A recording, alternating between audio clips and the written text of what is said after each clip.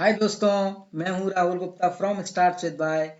तो आज हम बात करेंगे दो और शब्दों के बारे में जिनका नाम है एटीट्यूड और वैल्यू। करेक्ट। ये शब्द हमने कई बार सुनी हैं, लेकिन इनमें क्या अंतर होता है? ओके, क्या समानताएं हैं? ओके, इनका मतलब क्या है, ये हम जानेंगे इस वीडियो में, तो बनी रहिए मेरे साथ अंत तक। तो सबसे पहले हम बात करते हैं कि आखिर एटीट्यूड क्या है। ओके, एटीट्यूड का मैं पुराने वीडियो में काफी बार डिस्कस कर चुका हूं। ओके, जस्ट क्विक रिकैप कि एटीट्यूड बेसिकली कुछ नहीं है कि हमारे एटीट्यूड है एक रुझान। ओके, रुझान, रुझान, इंक्लिनेशन बेसिकली। ओके, किसी भी मेंटल और फिजिकल चीज के प्रति। ओके, कई बार जैसे तुम सुबह सो के उठे, ओके, और तुमको कौन सा ब्रश करना है, करेक्ट, कहाँ पर जाना है, क्या करना है, हमारा पूरा जीवन एटीट्यूड से प्रभावित रहता है। ओके, तो एटीट्यूड ही है बेसिकली किसी भी चीज के प्रति पॉजिटिव या निगेटिव रुझान, इंटरेस्ट तुम्हारा उसके प्रति। ओके, उसके तरफ झुकाव बेसिकली, उसी को हम बोलते हैं एटीट्यूड। ओके, और हमने जाना कि ये एटीट्यूड है बेसिकली ये तीन चीजों से मिलकर बना होता है। ओके, तो इसके बारे में सबसे पहले हमको बोला था संज्ञान। संज्ञान मतलब कॉग्निजेंस। करेक्ट, इसको बोलते हैं कई बार सी, कॉग्निजेंस। फिर आता है तुम्हारा emotion basically, affection. Okay, affection, A. Okay, और लास्ट बेसिकली भी बोलते हैं इसको बिहेवियर, जिसको बोलते हैं बी। तो इसको कई बार सीएबी मॉडल, कैब मॉडल भी बोला जाता है।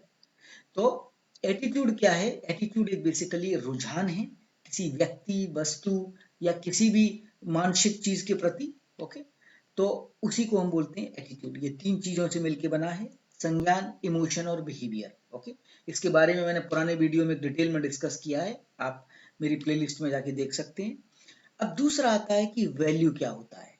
ओके, वैल्यू, वैल्यू हमारे समाज के या हमारे नैतिक आदर्श हैं। ये क्या है? ये नैतिक आदर्श, मतलब ये हम चाहते हैं कि ऐसी चीज हमारे अंदर आ जाए। करेक्ट, तो नैतिक आदर्श को ही हम वैल्यू बोलते हैं। अब हम जानते हैं कि इनमें आखिर क्या समानताएं हैं। करेक्ट, क्या समानता है इनमें और क्या अंतर है, ये हम दो चीजों के बारे में बात करेंगे। तो समानता में हम क्या बात करते हैं कि क्या एटीट्यूड और वैल्यूज, ओके, क्या लगता है, क्या ये दोनों चीजें हम बचपन से लेके पैदा होती हैं, क्या हम सीखते हैं? करेक्ट, हमने पुराने वीडियो में डिस्कस किया था कि एटीट्यूड कुछ मात्रा में तुम्हारा जेनेटिक होता है, कुछ मात्रा में तुम बचपन से लेके पैदा होती हो, लेकिन मेजॉरिटी केसेस में एटीट्यूड है वो सीखे जाती है। ओके, हम सीखते हैं एटीट्यूड। ओके, तो ये सीखे जाते हैं, जब हम धीरे धीरे पैदा होते हैं तो सीखते हैं। और वैल्यू सिस्टम भी हमको माँ बाप, हमारे टीचर्स, हमारा पूरा सोसाइटी, इकोसिस्टम हमको सिखाने की कोशिश करता है, तो वैल्यूज भी हमारे सिखाए जाते हैं। तो ये दोनों जो चीजें हैं वो हम बचपन से सीखते हैं। करेक्ट, ये हमारे अंदर पैदा होके नहीं आती हैं, कुछ मात्रा में आती हैं, लेकिन ज्यादातर मात्रा में हम सीखते हैं इनको। अब ये एटीट्यूड और वैल्यूज हैं, ओके, ये ज्यादातर हमारे पूरे जीवन में स्थिर रहती हैं या चेंज हो जाती हैं। ओके, तो अगर हम बात करें, ये दोनों ही चीजें हमारे जीवन में स्टेबल रहती हैं, चेंज हो सकती हैं मतलब, लेकिन बहुत ही उसका रेंज बहुत ही कम है चेंज होने का। Okay, majority of the cases में ये स्टेबल रहती हैं, एक बार बन गए तो इनको चेंज करना बहुत ही मुश्किल है। ओके, तो एटीट्यूड्स आर मोस्टली स्टेबल। तीसरी चीज के बारे में बात करें अगर समानता में, तो ये हमारे बिहेवियर को भी चेंज कर सकती हैं। ओके, तो इनके अंदर बिहेवियर को चेंज करने की प्रेरणा होती है। Correct, they can change our behaviour, behaviour को चेंज कर सकती हैं। ओके, तो इन ये हमारी कुछ कुछ समानताएं हो गई। अब अगर हम अंतर के बारे में बात करें कि एटीट्यूड और वैल्यूज में क्या अंतर है, तो हम क्या बोलते हैं एटीट्यूड और वैल्यूज के बारे में अगर हम बात करें, तो यहाँ मैं एटीट्यूड लिखता हूं और यहाँ मैं वैल्यूज लिख लेता हूं। अंतर के बारे में बात कर लेते हैं। तो एटीट्यूड हमने बात किया कि इसके अंदर बेसिकली क्या है, तीन पक्ष होते हैं। करेक्ट, तो हमने बात किया कि इसके अंदर तीन पक्ष हैं। ओके, तीन पक्ष कौन कौन से, वो हम बात कर चुके हैं, संज्ञान, इमोशन और बिहेवियर। करेक्ट। लेकिन जो वैल्यू है बेसिकली, वैल्यू मतलब तुम उस चीज को, वो एक आदर्श जो कि तुम अपनाना चाहते हो, लेकिन जरूरी नहीं है कि तुम्हारे अंदर वैल्यू सिस्टम में तुम्हारे अंदर इमोशन हो। करेक्ट, कोई जरूरी नहीं है। जरूरी नहीं है कि उस वैल्यू की वजह से तुम्हारा बिहेवियर चेंज हो, मैंडेटरी नहीं है। करेक्ट, हो सकता है, हो भी नहीं सकता। करेक्ट। तो जनरली इसमें जो भावना का पक्ष है, भावना का जो पक्ष है वो अनिवार्य नहीं है, हो भी सकता है, नहीं भी हो सकता। करेक्ट। तो अगर हम एटीट्यूड के बारे में बात करें, उसमें इमोशन का होना मैंडेटरी है, लेकिन वैल्यूज में भावना का होना अनिवार्य नहीं है। अब कैसे इसको एग्जाम्पल से समझ सकते हैं। जैसे एटीट्यूड है, जैसे वैल्यू है मानवतावाद। करेक्ट, मेरे अंदर वैल्यू सिस्टम है कि मेरे को लोगों की सेवा करना पसंद है। ओके, जैसे मान के चलते हैं, अब हमारे समाज में बहुत सारी चीजें हैं। ओके, बहुत सारी चीजें जिनकी तुम सेवा कर सकते हो।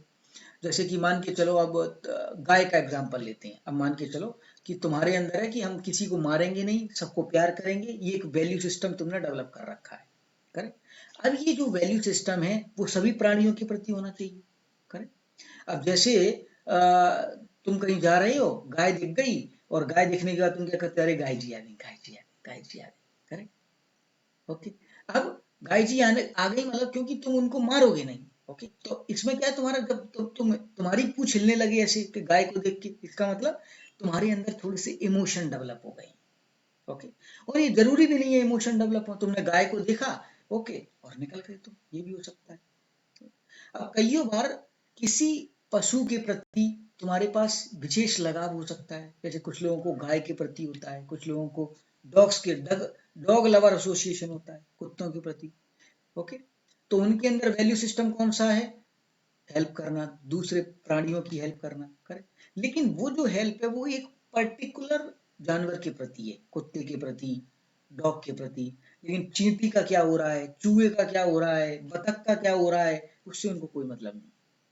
करेक्ट।